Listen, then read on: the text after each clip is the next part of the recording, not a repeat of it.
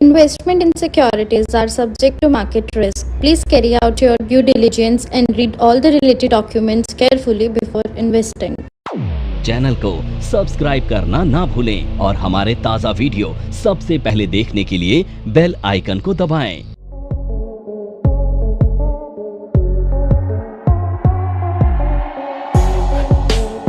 अब बहुत सारे पैरामीटर्स होते हैं जिनसे हमें ये पता चलता है, तो हम एक एक करके इसकी चर्चा करेंगे और ये जो फंडामेंटल कोर्स है इसमें क्या क्या चीजें सीखेंगे वो मैं बताता हूँ आपको। तो सबसे पहले हम ग्लोबल रिसर्च पढ़ने वाले हैं, हम लोग इवेंट्स पढ़ने वाले हैं, हम लोग सेक्टर एनालिसिस करने वाले हैं, हम लोग कंपनी एनालिसिस करने वाले हैं और हम लोग इसके बाद डेटा एनालिसिस।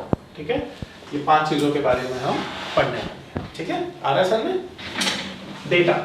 तो अब सबसे पहले ना हम बात करेंगे ग्लोबल रिसर्च। अब देखो ग्लोबल रिसर्च क्या होती है, कैसे की जाती है, ये सब समझते हैं। ठीक है, तो देखो दुनिया के अंदर ना 197 कंट्रीज हैं।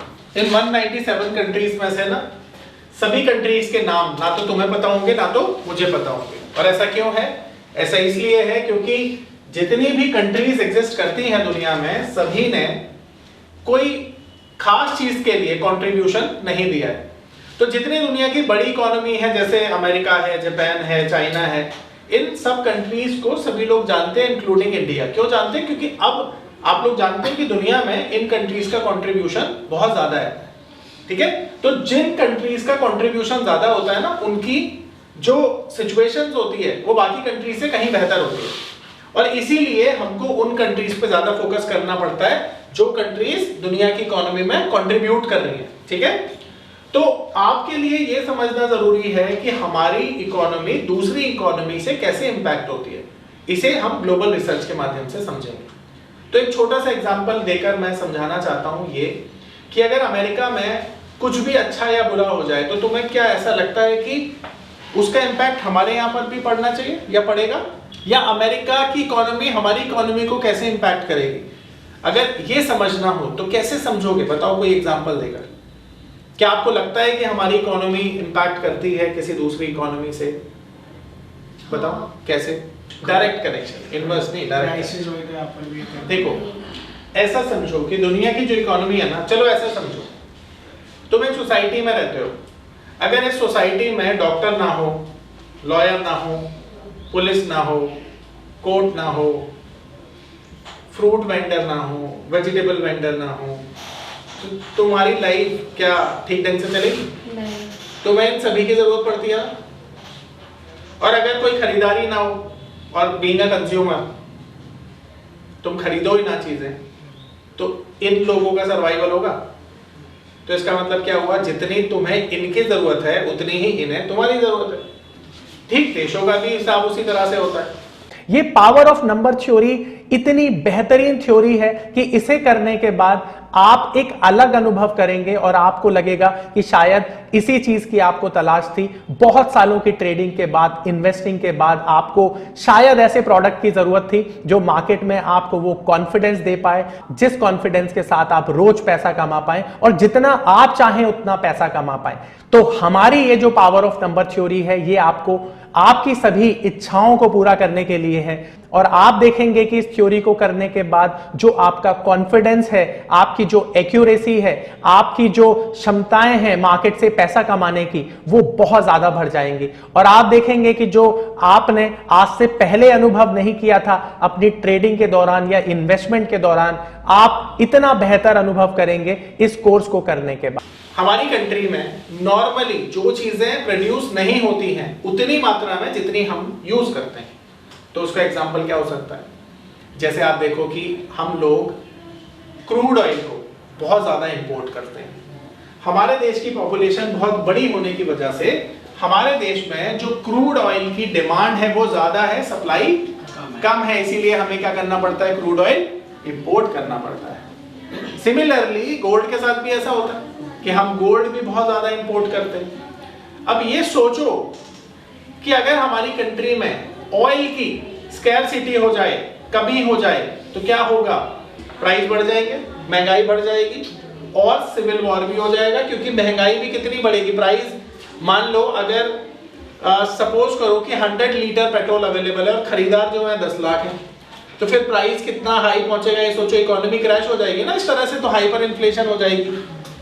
तो हमारे देश में हमें इकोनॉमी को चलाने के लिए जिन चीजों की जरूरत पड़ती है वो चीजें सभी लोग, सभी जो चीजें बनती हैं वो सभी हम थोड़ी प्रोड्यूस कर लेते हैं, तो इसीलिए हमें बाकी कंट्रीज की जरूरत होती है, जैसे रशिया की, अमेरिका की और बाकी कंट्रीज की, जो हमें गल्फ कंट्रीज जो हमें क्रूड ऑयल सप्लाई करती हैं।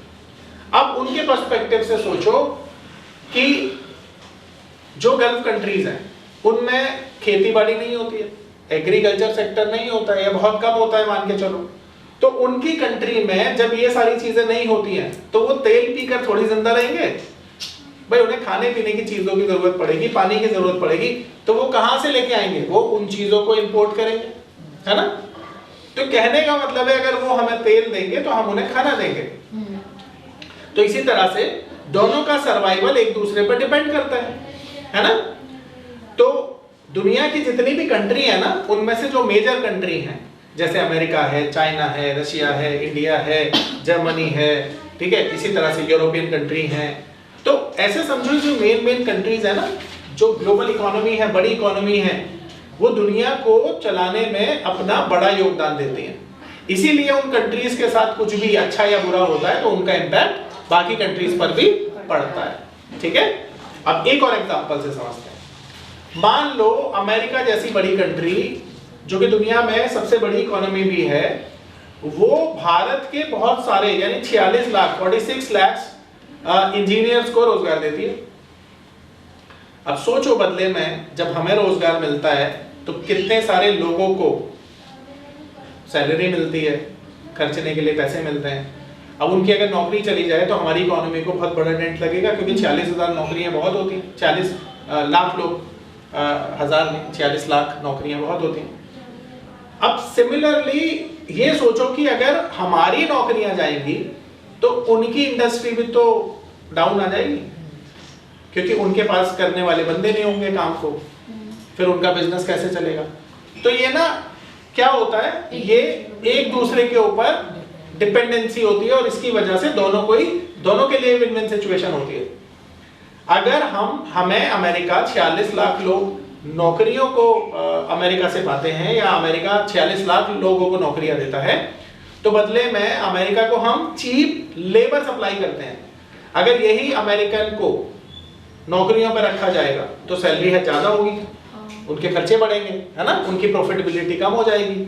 इसी तरह से हर कंट्री एक दूसरे पर डिपेंड करती है। अब यही समझने के लिए आपको ग्लोबल रिसर्च समझनी है। अब मैं आपको एक एग्जांपल देता हूं। मान लो आप सभी के पास 10-10 लाख रुपए हैं और वो 10 लाख रुपए आप अगले 1 साल 2 साल 3 साल के लिए इन्वेस्ट करना चाहते हो, तो आप ये सोचो कि जब आप 1 या 2 साल के लिए इन्वेस्टमेंट करोगे तो आपको बहुत सारी चीजों को ना ध्यान में रखते हुए वो इन्वेस्टमेंट करनी पड़ेगी, मानते हो। अगर आपको 2 दिन के लिए इन्वेस्टमेंट करनी है तो टेक्निकल चार्ट देखकर हो जाएगा, पर 6 महीने, साल भर, 2 साल भर के लिए करनी है तो टेक्निकल चार्ट के बियॉन्ड में देखना पड़ेगा ना आपको। मान लो कोविड जैसी समस्या आ जाती है किसी कंट्री में, तो तुम्हें थोड़ी पहले से पता होगा, पर जब आएगी तो एक न्यूज की तरह आएगी वो, है ना। टैरिफ बढ़ जाते हैं मान लो, तो एक न्यूज की तरह आता है। तो ये सब चीजें फंडामेंटल का पार्ट होती है। अब तुम देखो कि दुनिया की इकोनॉमी में बेस्ट तरीके से हम कैसे ढूंढते हैं कि इन्वेस्टमेंट का सही तरीका है। तो दुनिया में जहां पर कोई भी समझो कंसर्न नहीं है किसी भी तरह से, तो वो शायद बेहतर तरीके होते हैं, मौके होते हैं इन्वेस्टमेंट के। जैसे एग्जांपल के तौर पर बताता हूं मैं, मान लो दुनिया में ना नौकरियों की समस्या बहुत कम है, महंगाई की समस्या बहुत कम है, युद्ध जैसी परिस्थिति नहीं बन रही है, तो अब क्या बोलोगे, ये ऐसी स्थिति दुनिया में अच्छी है या बुरी है? अच्छी है ना। तो ऐसी परिस्थितियों में आप 2 साल के लिए निवेश कर सकते हो ना। पर सोचो अगर तुम्हें ये पता चले कि अगले 2 महीने में 2 कंट्री आपस में लड़ रही होंगी, तो जब तक ये क्लैरिटी तुम्हारे सामने नहीं होगी तुम अपनी इन्वेस्टमेंट बड़े टाइम फ्रेम के लिए थोड़ी कर पाओगे, नहीं कर पाओगे ना। तो फंडामेंटल ना तुम्हें ये हेल्प करता है कि जब तुम्हारा डिसीजन मेकिंग 2-3 साल के लिए हो तो तुम्हें वो कौन-कौन सी चीजें हैं जो देखनी चाहिए, और यही चीज फंडामेंटल तुम्हें पढ़ाता भी है, समझाता भी और बताता भी, ठीक है। तो अब इसे देखते कैसे हैं वो मैं तुम्हें समझा रहा हूं, ठीक है। अब एक एग्जांपल और देता हूं ताकि ये चीजें और क्लैरिटी से तुम्हें समझ में आए। तो ऐसा समझो, तुमने देखा होगा 2008 में एक प्रॉब्लम दुनिया में आई थी जिसका नाम था सब प्राइम प्रॉब्लम।